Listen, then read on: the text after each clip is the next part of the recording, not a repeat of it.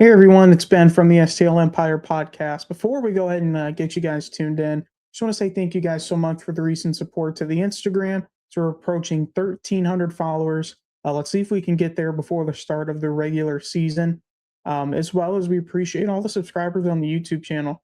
I know we hosted a big stream for the NHL entry draft, and there's a lot of people in there. So again, we appreciate that. Without further ado, let's go ahead and get you guys tuned into this episode of the STLEmpire podcast.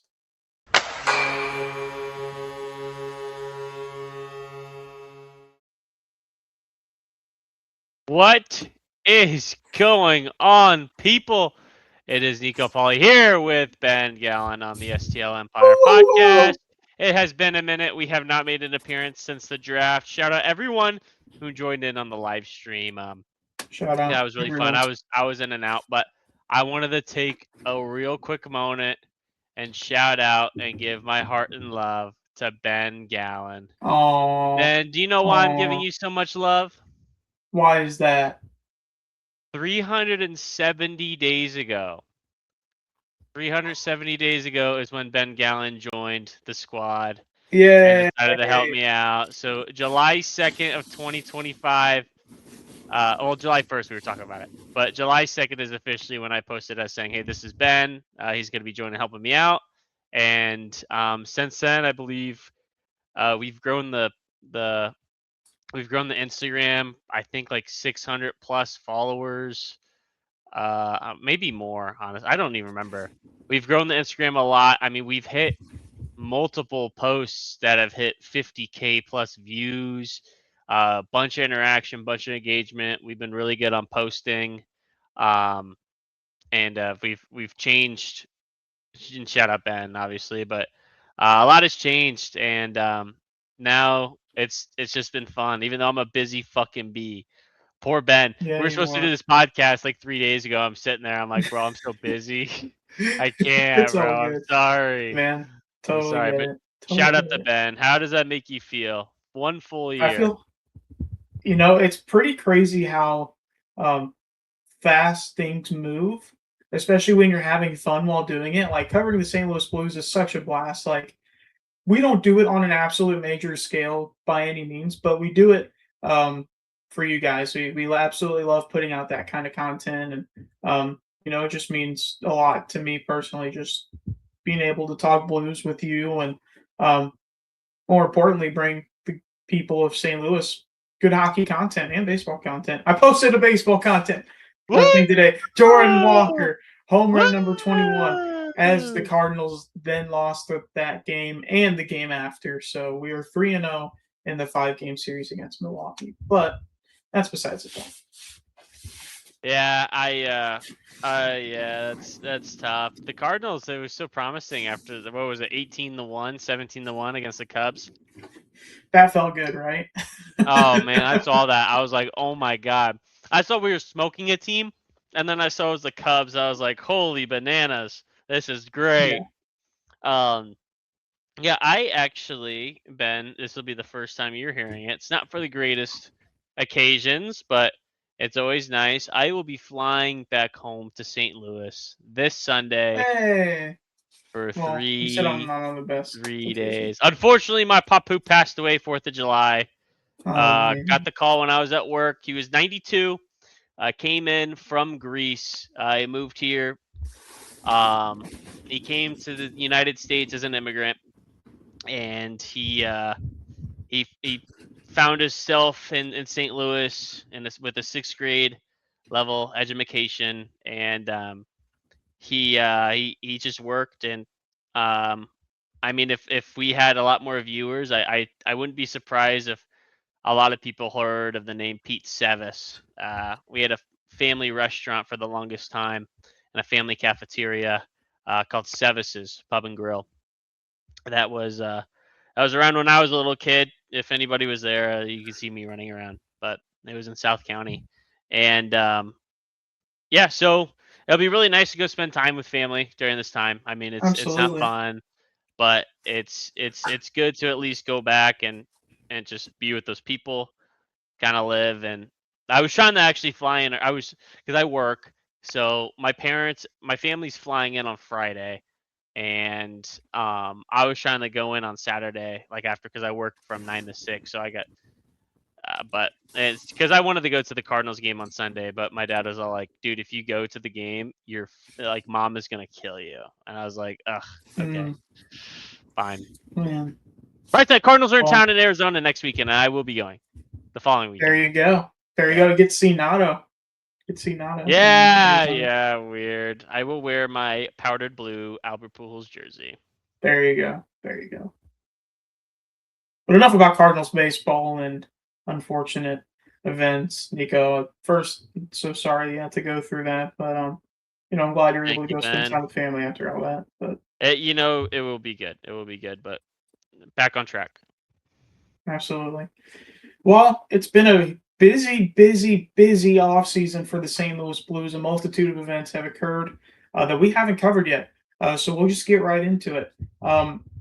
It's funny. This event took place while I was about to board a plane back to Florida. I did go to St. Louis for a little bit, and but I'm not going to get much into that.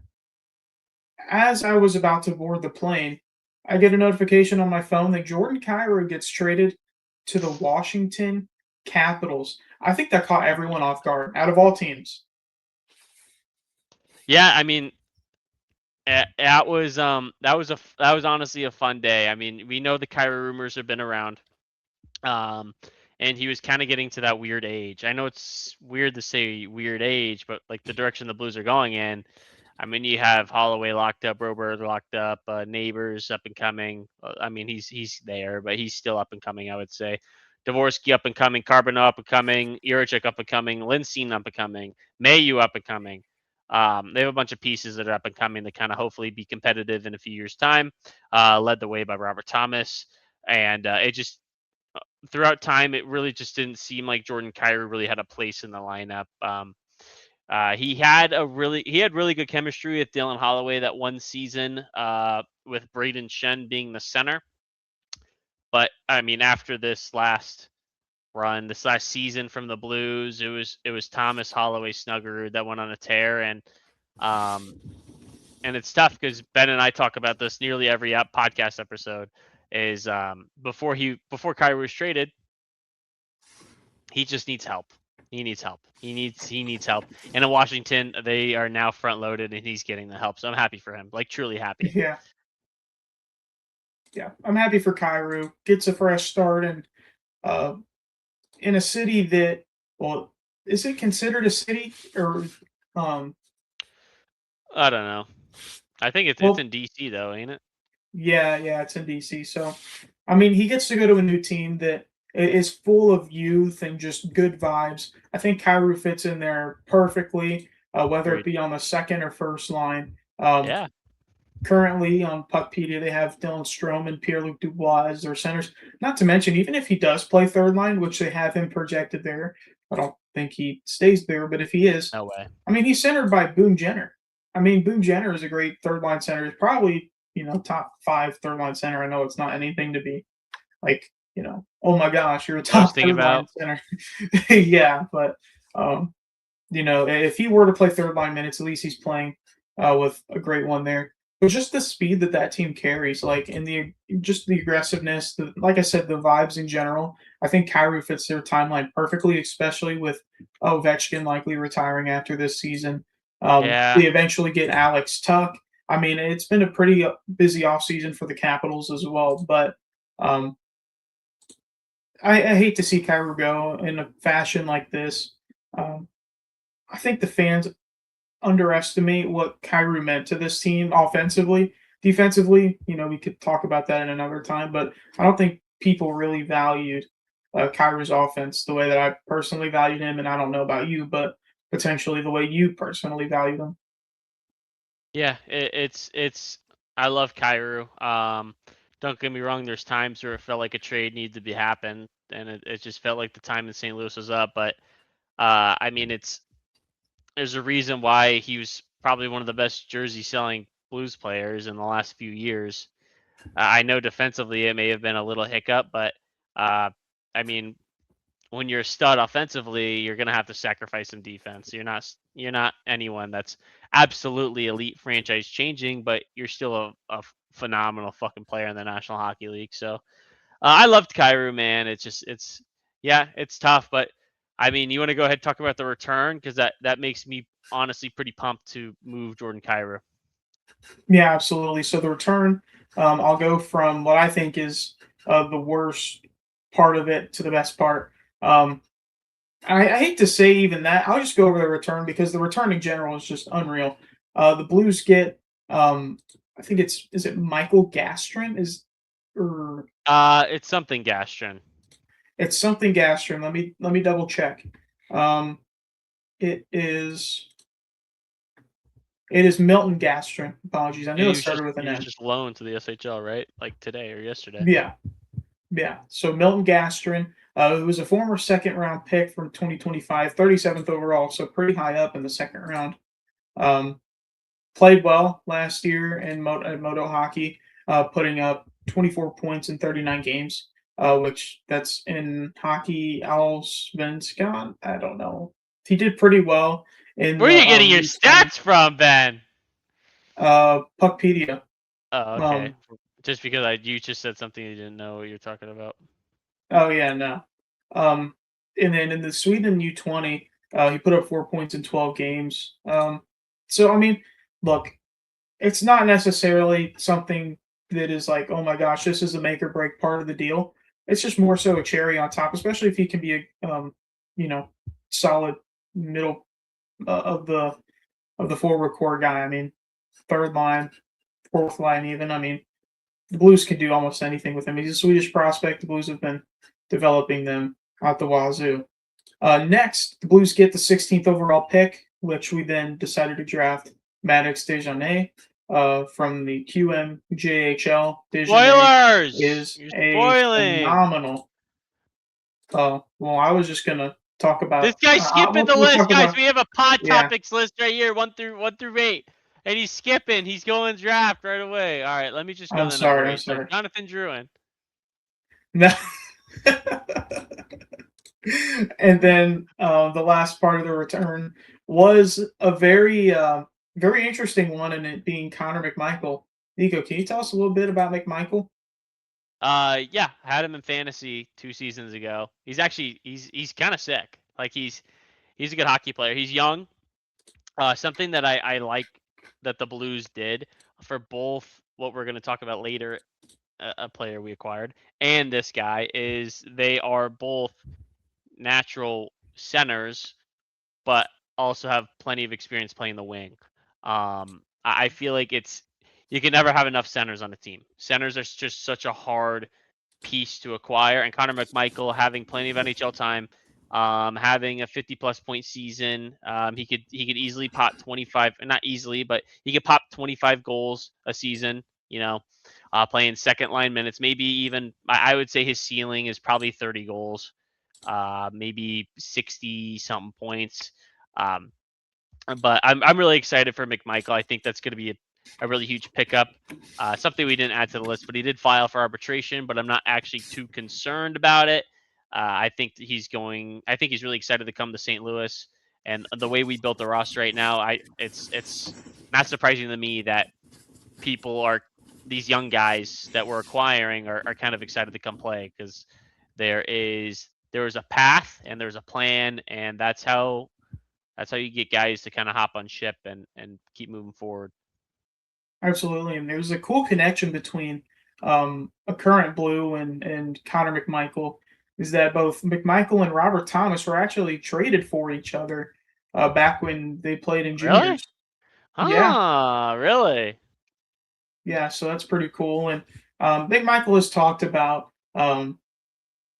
his connection with other players. I believe he mentioned Neighbors and Hofer. So it's good that he has some connection, and I think that's what the Blues are trying to do here is build a connection between, like you mentioned, a bunch of younger guys who are ready to compete, ready to win a Stanley Cup. Yeah, I think yeah, this is gonna be fun. This is gonna be fun. But the Blues, I mean, we're gonna move on to the next subject. The Blues. They have been acquiring a lot of pieces, and they've been looking out there, and they're looking for a big fish. And there was a report that Jason Robertson ended up declining an offer to come to the St. Louis Blues. We have no idea what that offer is going to be looking like. We have no idea if it's 100% real, but it was from a reliable source on Twitter. Thank you. Probably Jeff Merrick. Probably not the best. Maybe Elliot Friedman. Please be Elliot It might have been or Demon. Friedman. I hope so. But I mean, it was super promising to see because this is before the draft, and it's like, okay, the Blues are actually trying to get a big fish, and that's exactly what they need. So it was really nice to see. I don't blame Robertson for not wanting to come to St. Louis. I think he wants to stay in Dallas, and has been trying to kind of work the system a little bit to get as much money as possible in Dallas. But now I think he filed for arbitration, right? I believe he did, and I mean, rightfully so. He's kind of in a situation similar to what I believe Bowen Byram ended up doing, filing for arbitration, and then he only need Robertson only needs one more year compared to where Byram needed two. But I think there's a mutual like sense that both parties want to come to an agreement. It's just Dallas salary cap wise is kind of strong, and then Robertson wants to get paid and still playing Dallas. And also, by the way, it was Jeff Merrick. That's why I was smiling there, who broke the news. So No, how funny was that? No, but Merrick's been pretty no, reliable this offseason. no. But Yeah, apparently, the package was all four first round picks from this for season, Robertson. really. Yeah. I mean, I don't blame Dallas for declining. Yeah, I mean, I think the only They're way Robertson gets traded is if they get a competent NHL player in return. for sure. Like I was for sure. Like if they wanted to do something, maybe like a Cairo plus for Robert. I Yeah. think that would have made a lot of sense.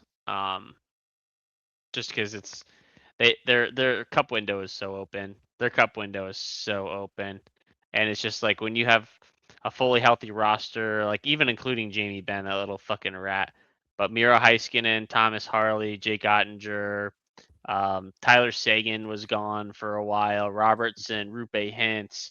They have a Wyatt Johnston. I mean, even Matt Duchene. Like they have a bunch of good players on that team. Like a lot of good players on that roster. So I think it's best for them to keep Jason Robertson, keep that cup window open. But Robertson and Co. Obviously, you're trying to shop and kind of pin Dallas against the wall a little bit. Yeah, it's an interesting situation what Dallas is doing, and um, it does kind of suck that Robertson doesn't want to come to St. Louis because, I mean, to me as a fan, it only tells me that players don't want to come to St. Louis because they just, they see a team that, I mean, they made the playoffs in 24-25, but the only reason why they made the playoffs is because they went on that 12-game win streak. So, I mean, it's pretty hard to say whether players do or don't want to come to St. Louis, but Yeah, um, I don't know. I'm more on the fence, or not even more on the fence. I'm more on the side of um, players not wanting to come to St. Louis. And I mean, again, rightfully so. We haven't been good. We've been in a little bit of a retool here for the past three ish seasons. So yeah. it You is what also it have is. to think too. It's just like St. Louis is notoriously known as a very dangerous area, very dangerous. And the locals of St. Louis will tell you otherwise. I mean, everyone there is cool. I mean, Ben and I here will tell you saying, "Hey, St. Louis is a great place to be. It's Yeah. really fun." And any player that comes and plays for the Blues are going to say how much they love St. Louis and how good their fans are and how respectful we are and everything.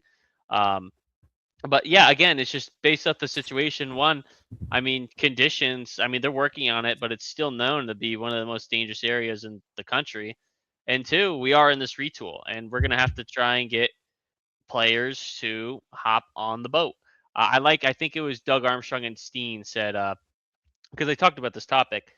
They said we need players who want to hold on to the rope or something. Is what they said, something like that. And I was like, I mean, yeah, Mhm. you need them to grab a hold and start tugging. So, um, yeah, I think in due time, well, I think St. Louis, I think we might be getting a little something. I mean, with Holloway and Snuggerud and Thomas, like just give us a season or two, and I think we'll attract. Yeah, absolutely. And realistically, I don't know if paying Robertson is in the Blues' interest. Paying 15, 16 million. I mean, if you think about it, if Robertson's number in Dallas is 14 million, mind you, taxes in Texas are probably a lot better than what they are in Missouri. I mean, I can't be certain, but I'd have to imagine that they're better. I mean, I don't know if that's just me just taking a wild guess, but um, I mean, I'd have to assume Dallas is also a better place to live in, especially if you want to start a family. In Robertson's case, but like I said, I don't know if it's in the Blues' best interest financially because let's say, for example, you're paying Robertson $14 million a season. Um, you still have to extend Neighbors, still have to extend Snuggerud. You just paid Holloway, just paid Broberg. Um, You're going to have to extend Hofer. I know you have money coming off the books with Bennington here soon, and you've already paid Fowler and you've already paid Broberg.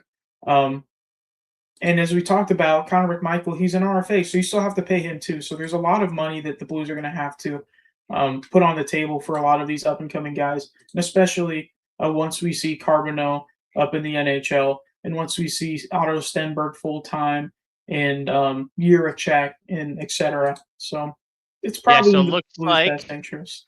the butt in here. It looks like Texas imposes no personal state tax income tax, whereas Missouri seems like top earners are about 4.7% taxable income Okay. for the state of Missouri. So, I mean, yeah, you're saving a little bit of money going to Texas. Yeah.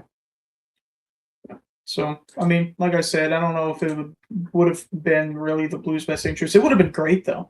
Like, imagine having Holloway, Thomas, Robertson, I or know, dude. Robertson, Thomas, Snuggerud. I mean, that's such a lethal first line. Like, you have two snipers in one of the best playmaking centers in all of the NHL. It would have been. It would have been. It would have been. Would have been pretty. It would have been really pretty. Yeah, would have been great. But oh well.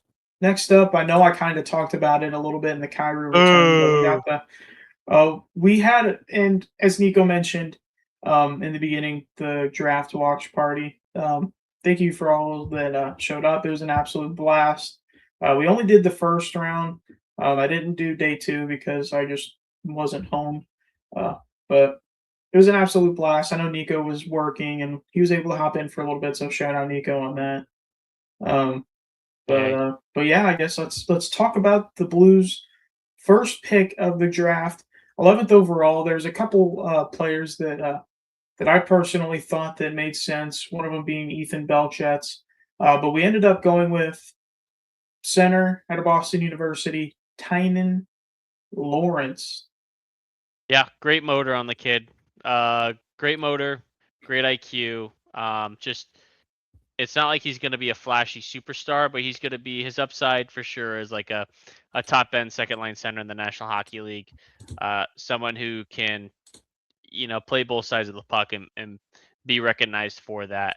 Um, and then honestly, his floor is 3C. I feel like kid's going to play in the National Hockey League. It's just a matter of when. He's too smart to not play in the league. Way too smart to not Yeah. play in the league. So worst case scenario is the third line center. Worst case scenario.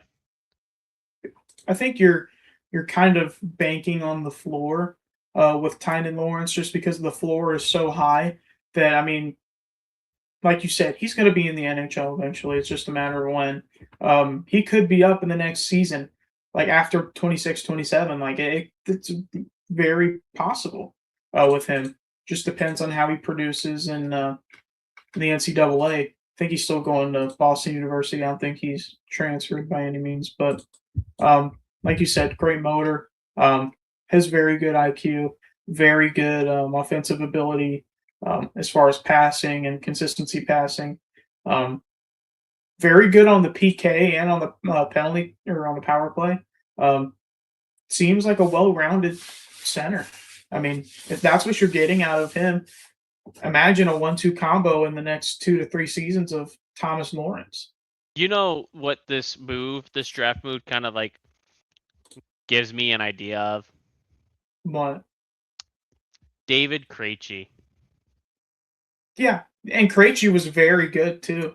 Like Very he was good. a very good NHL center. Like obviously he's not some 100-point guy year in year out.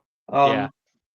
But unreal second line center. Again, that third line center potential too. That's not a bad thing. I mean, if Not we're at being all. honest here, like if the goal is for Dvorsky to become that second center, I mean, imagine the core of Thomas, Dvorsky, Lawrence. It's gonna be good. I mean, you're talking if all pan out, and especially with the way Dvorsky developed this offseason, or not this offseason, this Oh, season in 25-26, um, like it's very possible Dvorsky takes a big step. I expect him to, especially with all the help that they've gotten, that they've brought in, and like for the bottom six, I think it's a very good possibility that Dvorsky takes a major step. oh my God, Ben! I need you to carry for a few seconds because I nearly forgot. My truck is parked in the middle of the road. No way, is it really? Yeah, yeah, because I left my. It's like on the right outside my garage because I bought a new entertainment stand or center, and I Mhm. like I couldn't park all the way in my garage because I had to get it in I through the see. garage. Yeah, 2 seconds. Well, we will Don't take a move. break right here, guys. You can keep talking, Ben. I'll. That's 2 seconds.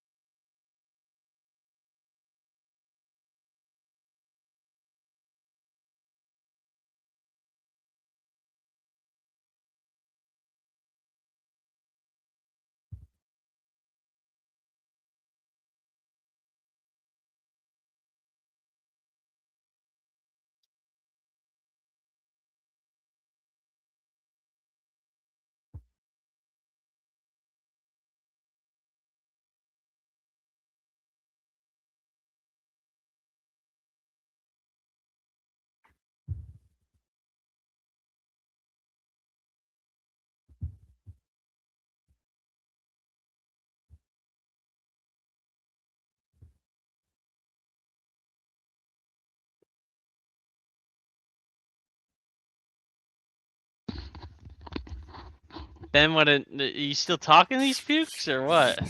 No, we're starting in three, two, one. All right, guys, we're back. Nico's back from his truck. Am What was it, Nico?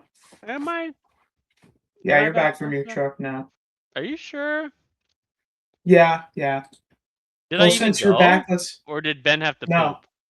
I think Ben may have had to shit. Ooh, I think. yeah, that might have been the case. All right, That guys, might another have been. break for Ben's poopy. Okay, be right back. No, okay. Next in the draft, as I mentioned, with the 16th overall pick, the Blues select center out of the QMJHL from the Quebec Ramparts, Maddox Dejanay. Nico, Oh. take it away. Bomb clapper. Like, I mean, that's it. That's it. Like, bomb. He's got a bomb. You. Oh, okay. I thought you were calling him a bum. I was No, a like- bomb. A bomb. He's got a okay, bomb okay. of a shot. That guy Yeah, yeah. fucking. God damn. He was just. He was, and it's kind of, it's surprising. Um, just because I feel like we're gonna. So this is the 16th overall pick, right? Everyone knows we had 15 and 9 or 29. I mean, we know it's gonna come, and Ben and I are gonna talk about it, but super surprising. It wasn't really. This is kind of a surprise. I feel like because Belchech was still on the board, wasn't he at the time? Yes, Belchus is still on the board. Yeah, and that was a prospect that was kind of projected to be top 12. A lot of Blues fans had him there, and I know a lot of people were upset, but I mean, you cannot complain when some kid comes in with an Alexander Ovechkin type fucking one timer. It's like, holy shnikes, it's diabolical. So it's gonna be really fun to see him, kind of progress and hopefully kind of get a shot. I feel like shot wise, this kind of replaces like a Zachary Bolduc who we had. and is now gone. Something I also want to mention about him is number one, it's another center that you add. I mean, I guess he's listed as a center, but also played the wing. Um, but yeah, as you mentioned, shot is unreal.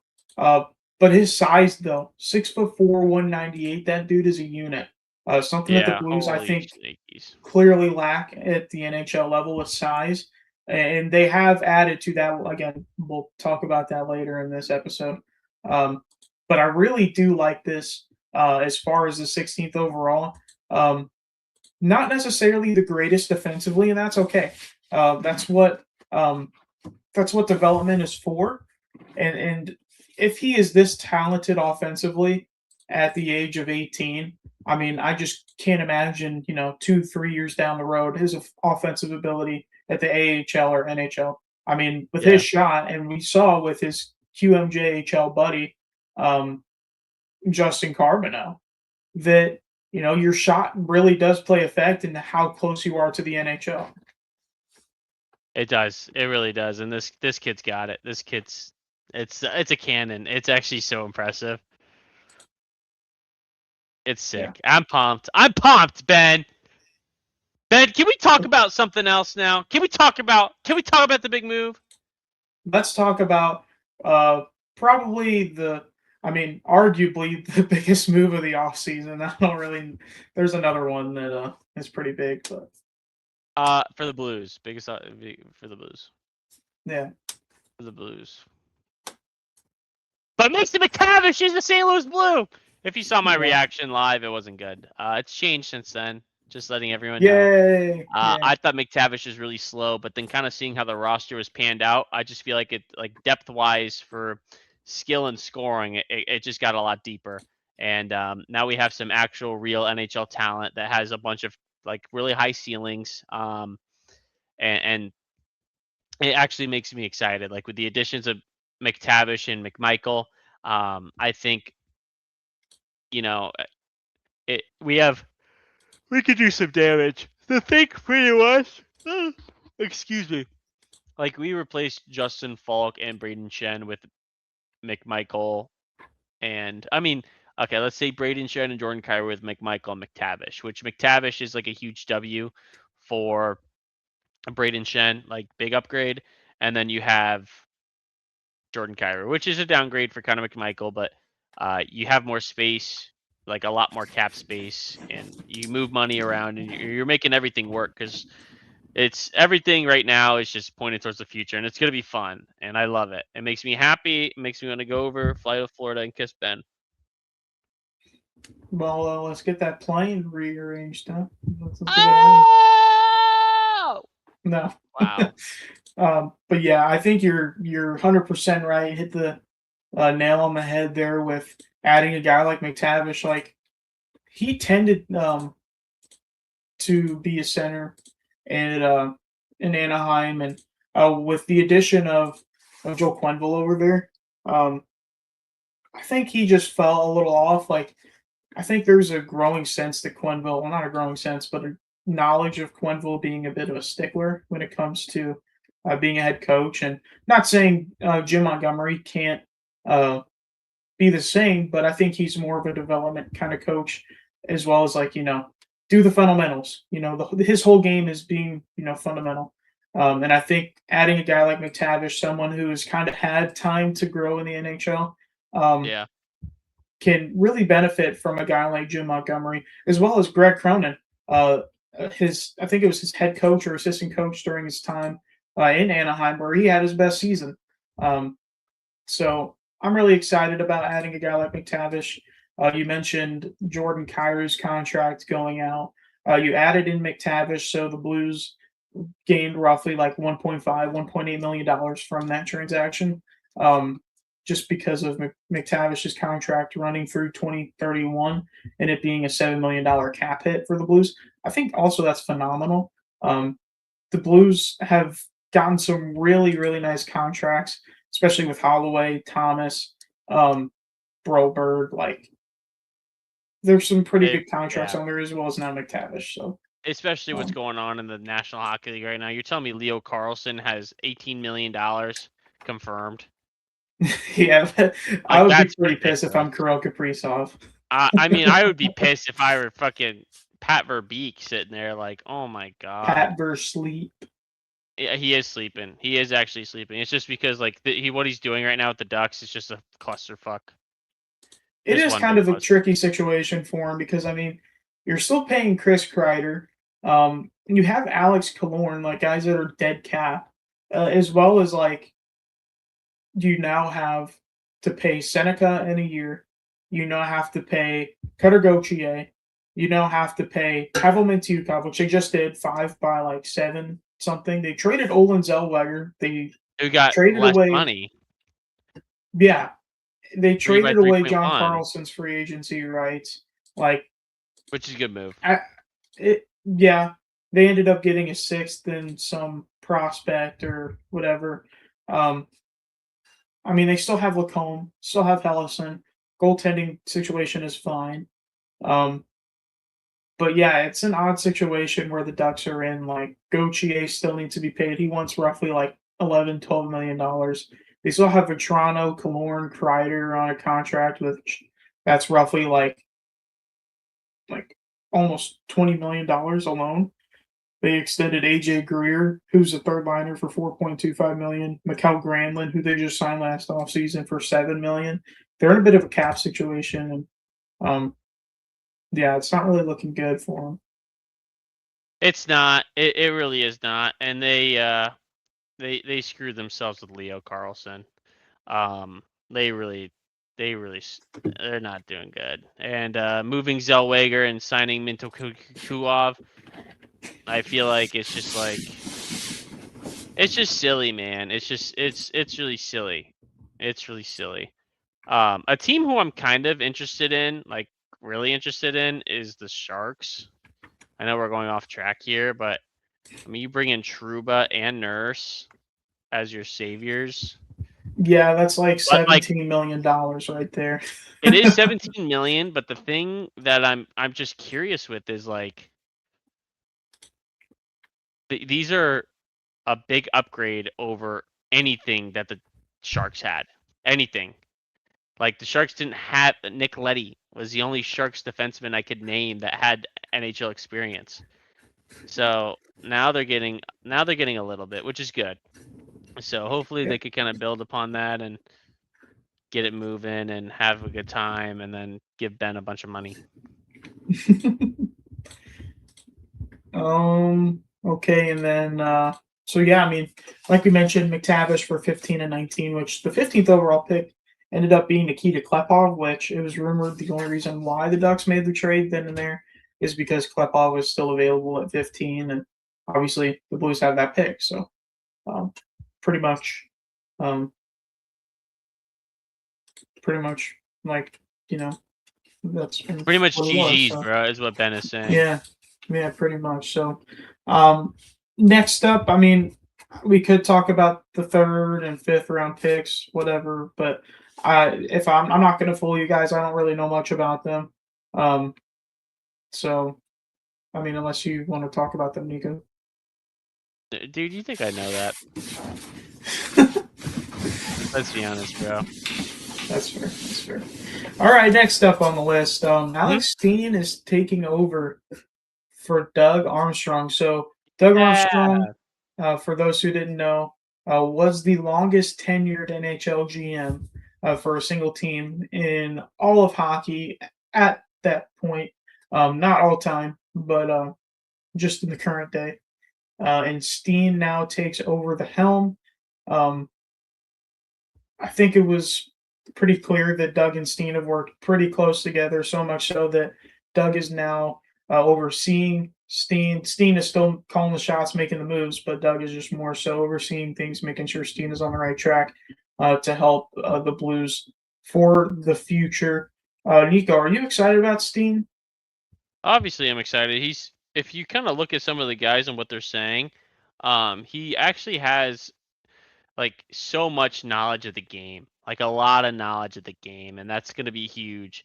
Especially someone who just played, about 7 years ago.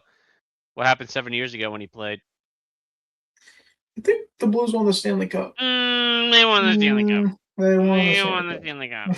So, yeah, Steen's a great player, and it's not like he was any sort of superstar, but he was for sure a notable force out there, and he was a great playmaker, great on both sides of the puck. So he kind of knows what he's looking for, and it's a little bit.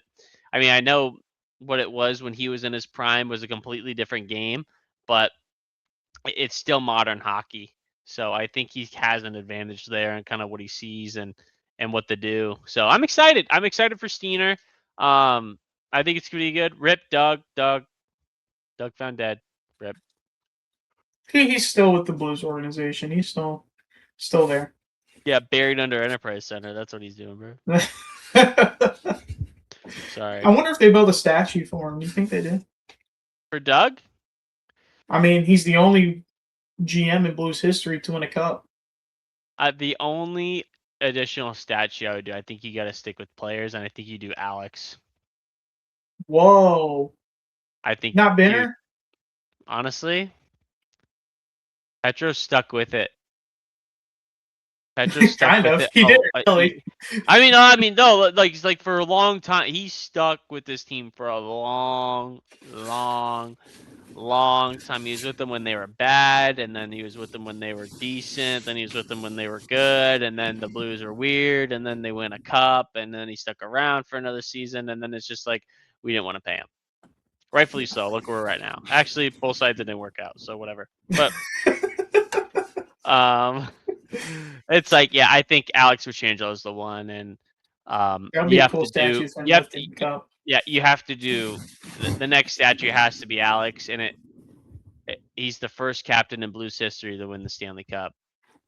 The only captain in St. Louis Blues history to win the Stanley Cup. So for the Blues, so it's Yeah. like I think it's a no brainer. I wouldn't doubt Benner would be up there. It's just I know he's a fan favorite. It's just Alex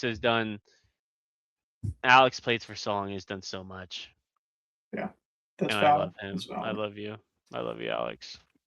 Well, now that we're done talking about Alex Pietrangelo and his new statue being built, let's talk about what Steen has done with the team so far. So, his first move was not qualifying Jonathan Berggren to a deal, as well as Matthew Kessel and uh, I forgot about Kessel. Justin Bordelot that we received from, I think it's or Thomas Bordelot from the Nick Bukestad trade earlier in the 25-26 season. So Matt Kessel ended up signing in, I think it was it the Islanders? Or no? I think you're No. right, sir. Yeah, I think it you're was the right. Islanders, It was the which Islanders. makes Matt sense. Kessel's now an Islander. Um, Congratulations. and Congratulations I on don't mid, know bro. if I don't know if Bordelot ended up getting a contract yet.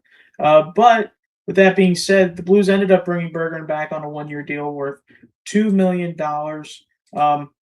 Very solid deal for who Berggren is. Very good role player, young, almost averaged half a point per game with getting third line minutes. Um, awesome playmaker. Doesn't have a ton of speed, but plays with a ton of intensity. Someone that kind of reminds me of, I'm not going to say he's Alexander Steen by any means, Oh, but but he's just Alexander someone. Steen by all means. But he's Alexander Steen by all means. no, Oh, no, but someone that again plays with intensity, plays with just pure skill and smarts. Very good addition for the 2 million price tag that he's been given. yeah, yeah. I like everything. I like everything that the Blues have done so far with their signings. I mean, with Johnston, fourth That's our line next signing, grinder. Ryan Johnston. Yeah, just a grinder. Berggren, love him. Berggren, love. I mean, I feel like he's a young guy. Dubé is there. Dubé's just depth. That's all it is. It's just if Yeah, one of those guys is out, sub him in. He's not going to play anything more than 50 games. I don't think he even plays that much. I I truly was being don't. generous. I was being really Yeah, generous with Dubé. I don't think he plays too much either. I think the roster's pretty much set, and it's yeah. just Dubé is one of those guys that's going to be on the sideline saying, "All right, when we need you, we'll call you." Here's my question: Is what did they do with Nathan Walker? Is he like just another one of those press box guy? I mean, they have him on a league minimum contract, or essentially league minimum. He's getting paid pennies on the dollar Oh, hold for on, an NHL player. hold on. Hello, Nathan Walker found dead in St. Louis. Whoa! Oh No, no, dude, Nathan Walker is not a Blue. dude, what? Oh Who got him? no, PCA. Oh my gosh, I knew it. Oh my gosh. Bro, he's such a fucking fake superstar, bro. He's going He's after pretty. fourth line Yeah. plugs, bro. No, but seriously though, in all seriousness though, what did Seriously, he he is a do with bum. Nathan Walker? He's Nathan gone. Walker or PCA? I mean, you could PCA. Walker's just going to be again a depth piece. It's like he's got no room. There's no room. Johnson can do anything Nathan Walker does. He's just bigger and he'll be a bigger like he'll be more effective. Walker will get in there. He tries hard. I love Walker. I mean, for his size, he really goes hard. But Johnson's going to be a little bit more effective when throwing the body around. We all know it. Would you rather have a 5'8", 195-pound midget be coming at you full speed, or would you rather have Ryan Johnson at 6'9", 285 pounds at full speed He's coming at you? not that big. He's bigger. He's bigger. He's He's not that six big. foot. He's 6'5", 234, and absolutely Exactly. someone that can play well on the penalty kill. And something that Steen had mentioned with the signing of Ross Johnson. I said Ryan Johnston earlier. I don't know why I said Ryan, but it's Ross Johnson. Um, Something about Ross Johnson that they said that Steen said is that they Ross. haven't had a player like Ross Johnston in a while. Someone Yeah. that is willing to do the dirty work, someone that's willing to get the penalty minutes. Not only does that show that he may or may not be undisciplined, but it shows that he cares about what he does. And it's been a little while since the Blues have had someone that is willing to throw, not necessarily willing to throw the mitts, but willing to throw them and actually win. I don't feel like the Blues win any fights anymore. Yeah, but here's the deal: is if they wanted that kind of hockey coming back, they should have just called me. No, you wouldn't win an NHL fight even if you tried. Are you serious, bro? Do you see these knuckles? You see how they're bloody? It's from beating up No. babies. I I beat up don't know little if you can say infants. that. Yeah, I can I say it. don't know if you can say that. I I'm don't saying it. know if you can say that. Oh my gosh, Nikko doesn't hit kids. But one thing I do want to say though, before we get on to any other topic, we did miss something. Um, in between day one and day two, the Blues traded 2 third-round picks over to Oh um, my god, I Toronto forgot for about Brandon Brandon Carlo. Carlo! Absolute 2019 Stanley Cup runner-up! loser. Come I love that. crying in Boston. Sorry, I'm Oh just man, tired. I'm fuck ass right now. no. Yeah, good pickup. I mean, he played his best hockey under Montgomery, and this is for sure a Montgomery trade. Which is funny because I just saw like a podcast. I think it was STL Sports Central or something, and Montgomery is all like, "I mean, I'm not the GM.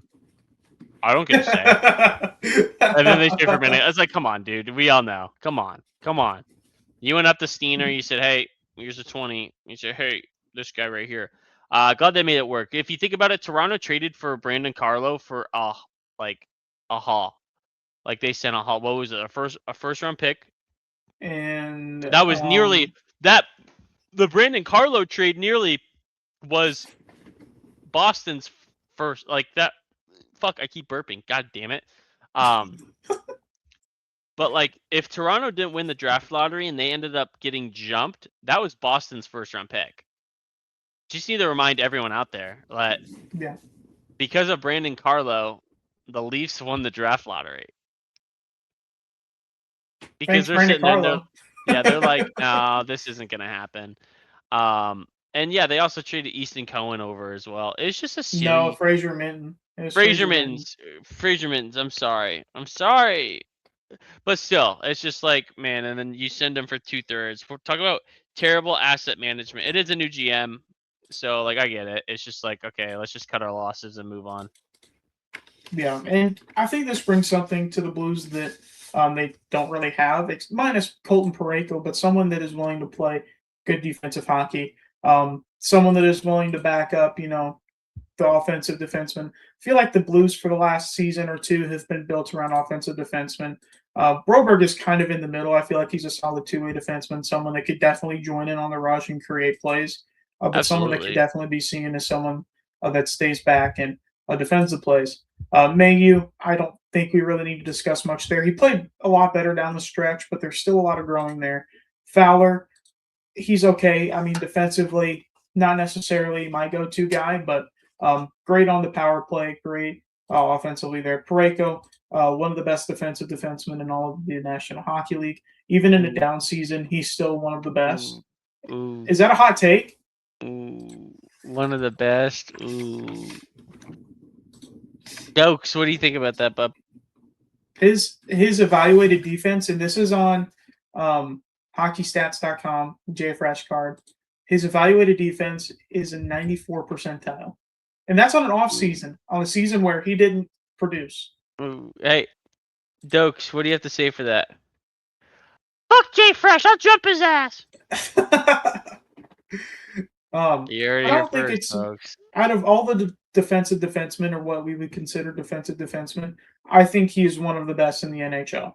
I don't think that's hard to say, considering that he almost went for a first in Radim Murka, a guy who was drafted in the top 10. I think that's valid to say. Hey, I'll give you that, man. I'll give you that. But Much respect. Tyler Tucker, I know you're his biggest fan, and Oh, Tucker. and then eventually Theo Lindstein actually played really well. I really enjoyed watching Theo Lindstein play. Someone who's calm and cool and collected. Someone that isn't necessarily someone that is going to not put up points, but someone that can stay home and do the dirty work. I mean, someone that he's great offensively, 84 percentile offensively, good all around. I mean, especially for his rookie year. And then obviously adding Brandon Carlo into that does quite a bit for you. Number one, it gives your check a bit of insurance just in case, they don't have to rush him to the NHL, because realistically, what defensive prospect have the Blues had as of recent that is as coveted as Adam Yurachek? I don't know. Alex I mean, Petrangelo. like Petro, Eric Johnson, like it's their first in a Who? while. Never No, heard but of him. seriously though. So yeah, I mean, it'll be interesting to see if Yurachek can find his way on this roster. They're not going to push him by any means, like especially with the left side pretty much being filled out for the rest of the season, and Broberg, Fowler, Tucker, and Lindstein, and then the right side would likely be Mayu, Parayko, Carlo, and then you can throw Yurachek in there. I don't see them throwing him in the mix yet at all. Not yet. Yeah. Yeah. But All right, moving on. Alexander Nikishin fun guy. is rumored to be on the move in St. Louis, be poking. They be sitting there with their little finger and going poke, poke, poke, poke, poke, poke all around this kid. Ben, is this a player you would trade for right now, or what do you think? Realistically, like the asking price is like a first and a roster player. So like you're probably looking at your 2027 first and Jake Neighbors. Realistically, like that's what they're wanting. With what the Blues have on the left side right now, I don't know if that's necessarily worth it. I like to see what you can get out of guys like Colin Ralph and Lucas Fisher, Quentin Burns, even at the AHL. And then if something's wrong with Cam Fowler, if there's something wrong with um, Tyler Tucker or Theo Lindstein, then you can explore that. But I don't think the Blues should go after him. If they didn't have Philip Broberg, then I think you absolutely explore that, because I think Nikishin can be a top left defenseman. But for the Blues' sake, I just don't think it makes sense to trade good assets for someone that is going to play second pairing minutes for you in the future. Yeah. Yeah, no, that's valid. That's actually super valid. It is something interesting. I mean, the trade package, like if we weren't in this situation, and maybe like what if what if somebody on the left side went back the other way, right? But shoot, Yeah, sorry. it's Um, possible. it's like I don't know. I just don't think it makes. I understand that you're trying to capitalize, and don't get me wrong. I think it's if it's a top pair guy, and all you have to do is give up a first round pick and a roster play you don't really need, who's easily replaceable. Sorry, Jake Neighbors, if it's you, but we have. I mean, there's a bunch of great players. I mean, we have Lawrence coming in, um, and Carbs coming in too. Like super shortly.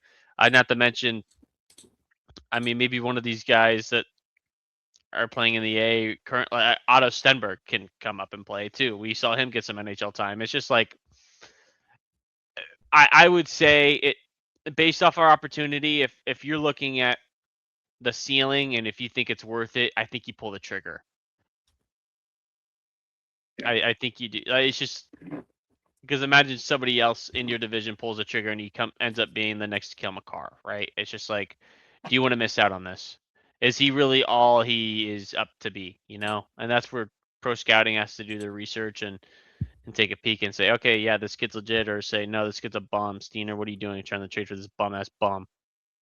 Here's my thing is that um, if you do want to go all in on a guy, I don't think you go for someone on the left side. I think you potentially go with someone on the right side. Carlo's contract is up in a year. Pareko can play second pairing minutes. Mayu can play third pairing minutes. And look, Mayu isn't necessarily going to be some superstar. Um, and I think him playing third pairing could be good for him. But or Mayu could be gone. I don't know how the Blues view Mayu as of right now. Like if he has a good season this season, consistently, uh, then you can think about going for a guy like Nikishin. But I also feel like they should go for someone in the top six before they go with someone on the left side. I think the top six needs a little bit of work still. I like the depth scoring that the Blues have. Um, Snuggerud, Holloway, Thomas, Booch, McTavish, Neighbors, McMichael, Suter, and potentially Dvorsky, all are candidates for being 20 goal scorers. As Thomas was on pace for more than 20 goals, he was on pace for over 30. Um, Booch off season for him, but still scored 20 goals that year. Holloway was an absolute unit. Snuggerud potted 20. Neighbors um, almost potted 20. He was also You're injured for a close. little bit, was on pace. Um, Suter has scored nearly 25 in his career, if not 25 on the dot. McMichael has potted over 20 in his career over in Washington.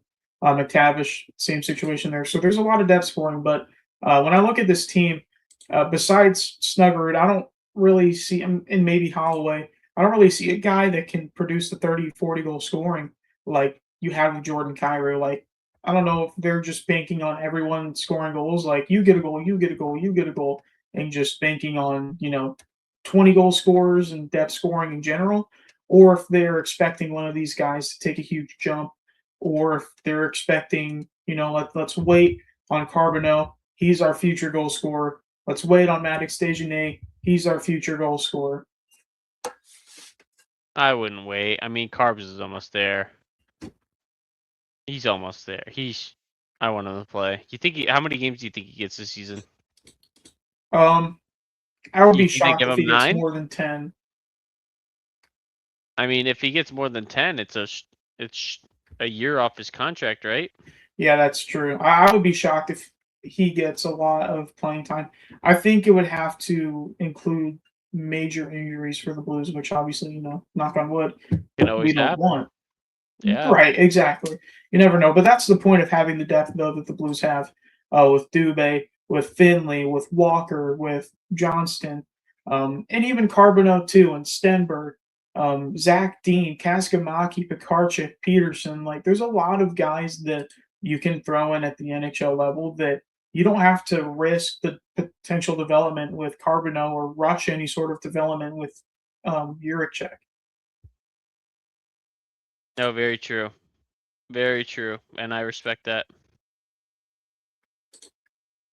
Last on our list, you mentioned it earlier. Bye bye, Jonathan Uriman. Oh, did I mention it? Shit. Yeah, Drew was bought out. I think this is the first buyout in Doug Armstrong Blues history.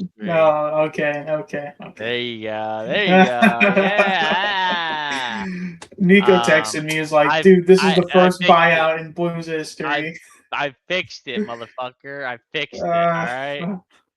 Yeah. Um. So yeah, Drew, great player. He'll find some place to play. It's just obviously with the way our roster's built, he just doesn't fit in. That's all. yeah, I think Drew wants to go kind of explore options though, and rightfully see where he so. can play for a little bit more competitive level. I Yeah, would. I would too if I were him. I would want to go out and play at in like a Colorado. yeah, absolutely. Well, as we approach the end of the podcast, I do want to ask one more question before we end things here. Do you see the Blues making another move this offseason?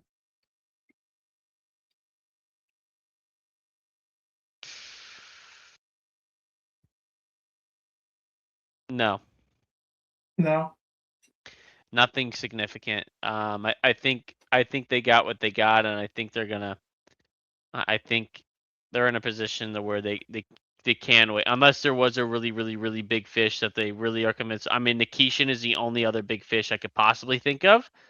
Um, but I don't know. Blues are in a great spot right now. Like this is a good spot. This is a quick turnaround, and even though this is a retool, they were still competitive. They made playoffs one of the years in a retool and took the President's Trophy Cup winners, or yeah, President's Trophy winners, to 7 games with 1.6 seconds left. Fuck. But um, I mean, I think it's been a pretty successful retool, and a lot of people I see hate on it, but they shouldn't be.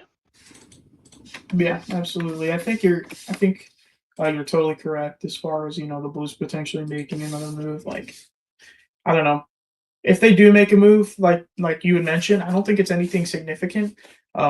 Maybe it is trading a Nathan Walker just to give him some fourth line minutes somewhere else. You might get like a late round pick or a late round pick and a prospect. I really don't know what Walker's value is. I mean, it's a pretty it's not a steep contract whatsoever. Um, so any team could take on that kind of contract. But I would be curious to see. I saw earlier today. I think it was Puck Empire, one of the accounts, did post that the Blues have been linked to Jason Robertson again. We talked about earlier that Robertson doesn't want to sign at St. Louis, so I doubt anything happens there. But that would be pretty cool if they did add him into the top six, or if they added anyone else into the top six. It would be really neat, especially superstar fish like that, and I'd be really happy. But it's gonna take a lot. It's gonna take a lot, so Yeah, it's okay. especially now that you don't have your 4 first-round picks anymore. True. But anyways, I think that's going to do it from the both of us. Any final words? Dude, I am so exhausted. I as soon as this is done, I am hitting. I'm going straight to bed. How about this? I'll prove to Sleepy you I'm boy. going straight to bed. Ready for this? Check this out. You see my room? Okay. Yeah. Oh, hold on.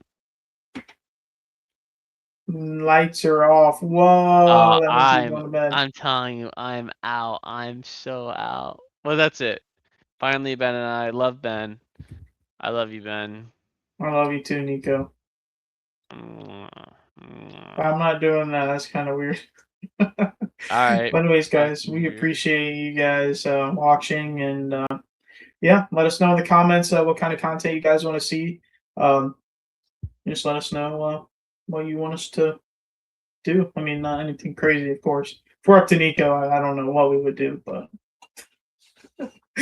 anyways, Right. guys, that's going to do it for both of us. I hope you guys have a great rest of your day, and let's go Blues. Bye Later. bye.